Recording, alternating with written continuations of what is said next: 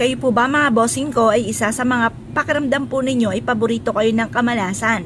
Or kaya po mga bossing ko ay nais nyo po na mas higit na maswerte po kayo? Ako po yung share sa inyo mga bossing. Simple lang ito pero napaka-epektibo po nito mga bossing. Kayo po ba mga bossing ko ay nakagawa na ng mga pampaswerte? Ito po ba ito malab ka agad? Ako po yung may ipapayo sa inyo mga bossing. Para mabilis matupad ang mga kahilingan, ang gawin nyo po mga bossing ko ay magmumula sa puso ang inyong mga pagwiwish mga bossing. At kung ano ang binubukan ng inyong pong bibig ay siya rin pong tinatakbo ng inyong isipan. May mga pagkakataon na hindi natutupad ang ating mga kahilingan dahil kung ano po yung binubukan ng inyong pong bibig ay iba naman ang tinatakbo ng inyong isipan at hindi nagmumula sa puso ang pagwiwish. Masasabi ko lamang baguhin po natin ang ating sistema. Dahil ako po dati-dati ganyan po ako mga bossing. Lumilipad ang aking isipan pero iba naman ang binubukan ng aking pong bibig. Ngayon po mga bossing ang ginawa ko, nag-concentrate lang po ako mga bossing. Focus po ako sa aking mga wini-wish at nagmumula sa puso ang aking mga kahilingan. Halimbawa po'y ganito. Kayo po'y humarap sa may silangan na hawak ang 2 pirasong ito. Ito po yung dahon ng laurel at ganoon din po mga bossing ko ang ating bawang. At pagkatapos 6:30 or kaya po'y alas 7 at maglaan tayo ng ilang oras or minuto mga bossing ko hanggang alas 8 ng umaga kasi ibibilad pa po natin ito. Magwi-wish po kayo. Halimbawa, wala po kayong tahanan. Ang pinaka-importante ay tahanan.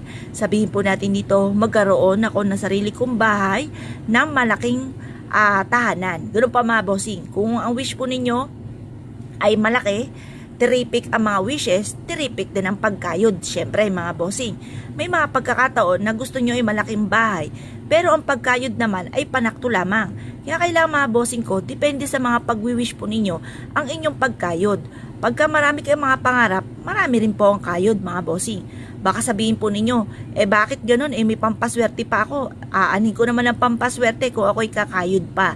May mga pagkakataon mga bossing ko na masipag ka naman. Lahat na ay ginawa ninyo pero parang lagi ka pa rin minamalas at hanggang pangarap lamang hindi ito natutupad. Kaya sasabayan natin ang mga pampaswerte para kung ano man po mga kamalasan na darating sa inyo ay may pangharang kayo ng mga kamalasan. Kaya dyan papasok ang mga pampaswerte. Bukod pa sa panalangin sa mahal na Panginoon. Taimtim na panalangin sa mahal na Panginoon. Ngayon po mga bossing, yan po ay napagdaanan ko na yung mga ganyang sitwasyon.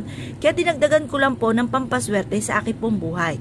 At ako naman po ay nagulat sa dami ng mga swerteng dumating. Proven na maswerte. Kagaya po nang nabanggit ko nga po sa inyo, kailangan focus ka lamang at i-mindset nyo na kayo'y magiging matagumpay.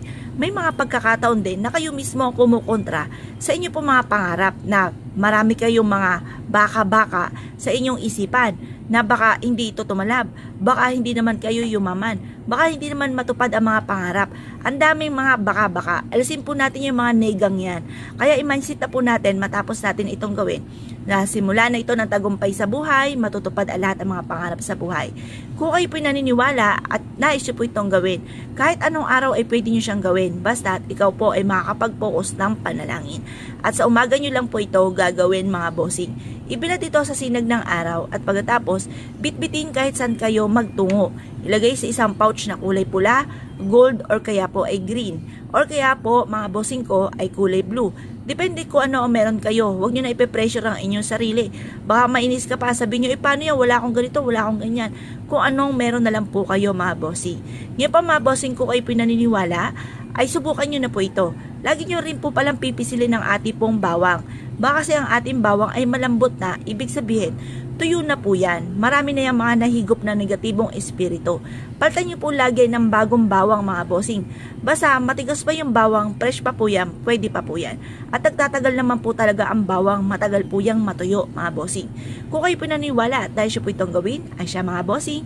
Good luck po sa inyo po lahat!